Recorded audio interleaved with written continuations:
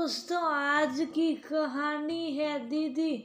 आज आपकी वजह से मेरा सुहाग उजड़ गया। दोस्तों, कहानी शुरू करने से पहले अगर आपने हमारे चैनल को अभी तक सब्सक्राइब नहीं किया हो तो कर लीजिए ताकि आपके पास पहुंच सके हर नया वीडियो। दीदी, मुझे 2 महीने काम के पहले पैसे दे दो। मुझे बेटी के स्कूल की फीस भरनी है। मैं बाकी के महीने आराम से पगार ले लूंगी।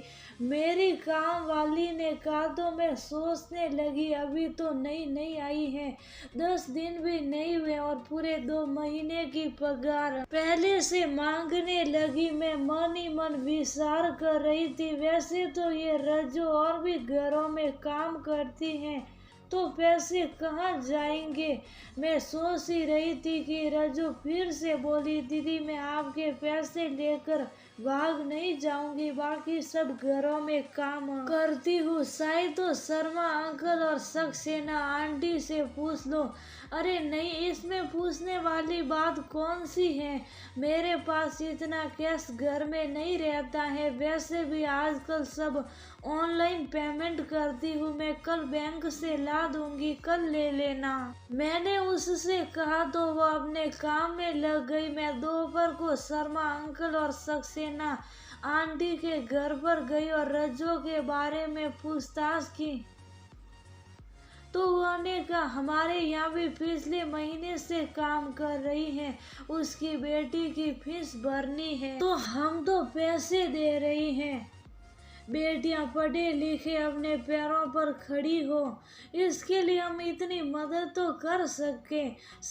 फिर हम कौन सा उसे दान दे रहे, वह बदले में हमारे घर का काम ही तो कर रही है, उसकी पगार उससे ही दे रहे हैं, बस थोड़ा पहले दे रहे हैं। अब मैं निश्चित हो गई थी, इतना कैश तो मेरे पास था, बस मैं बाकी लोगों से पूछकर ही उसे पैसे देना चाह रही थी।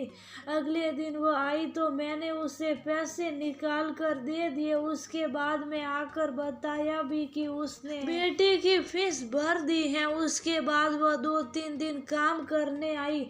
चौथे दिन मेरे घर में मेहमान आने वाले थे, सारा काम रखा था। मैं उसे फोन पर फोन लगा रही थी पर उसका फोन बंद आ रहा था। मैंने फिर शर्मा अंकल से पूछा पर रजो वहाँ भी काम करने को नहीं आई। सक्सेना आंटी के तो वह सबसे पहले आती हैं, आज वहाँ भी नहीं आई। मैंने सोचा हो सकता है उसके फोन में बैलेंस नहीं हो और किसी वजह से वो न आने के लिए फोन नहीं कर पाई हो। ये सोच कर पूरा दिन निकल गया। अगले दिन भी फोन लगाया पर उसका फोन नहीं लगा। अब मुझे महसूस होने लगा कि कहीं वह झूठ बोलकर पैसे तो नहीं ले गई। मैंने ये बात अपने पति को बताई, वो भी बोले कि हो सकता है वह कहीं घरों में काम करती है, सबसे कहकर पैसे ले गई हो। 3 दिन और निकल गए, मेरा शक पक्का हो गया। मैं अपने पति और शर्मा अंकल सक्सेना आंटी को लेकर पुलिस स्टेशन गई तो ये जानकर मेरे होश उड़ गए कि उसकी शिकायत करवाने और भी कई लोग आए थे। रजो काफी घरों से पैसा लेकर भाग गई है। उस दिन से काम वाली पर से मेरा विश्वास उठ गया। अगले महीने मैंने फिर से नई काम वाली सुंदरी को लगाया। सुंदरी अच्छा काम करती थी और बोलने में भी अच्छी थी। वह भी कई घरों में काम करती थी।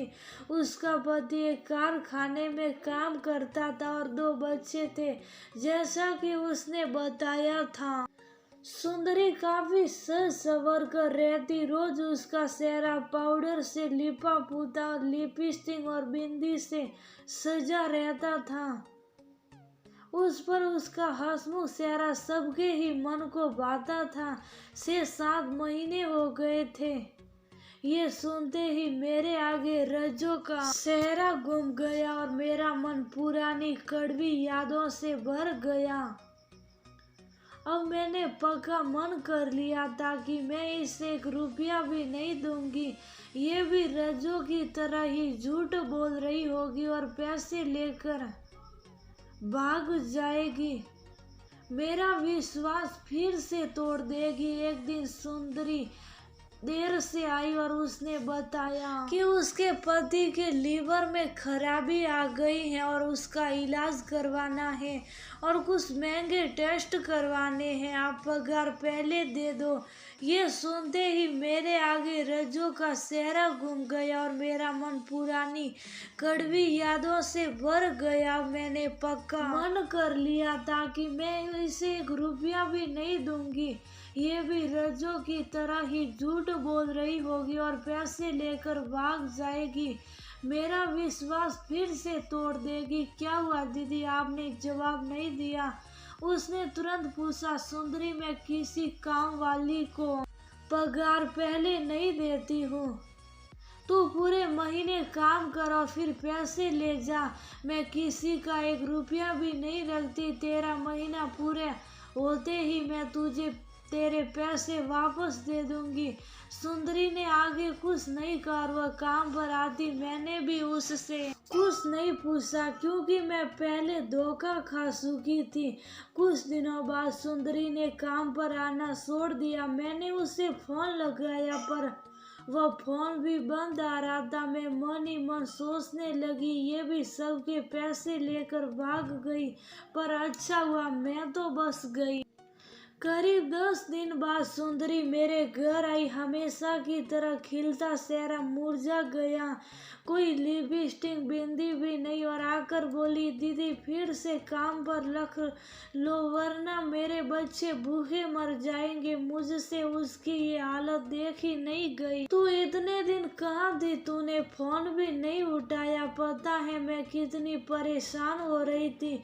अभी तक नई काम वाली भी नहीं मिली। दीदी मेरा पति बिना इलाज के इस दुनिया से चला गया। मैंने अस्पताल वालों से कहा कि वह इलाज तो शुरू कर दे। मैं पैसे धीरे धीरे लाकर चुका दूंगी पर इलाज में देरी की वजह से वो मर गया।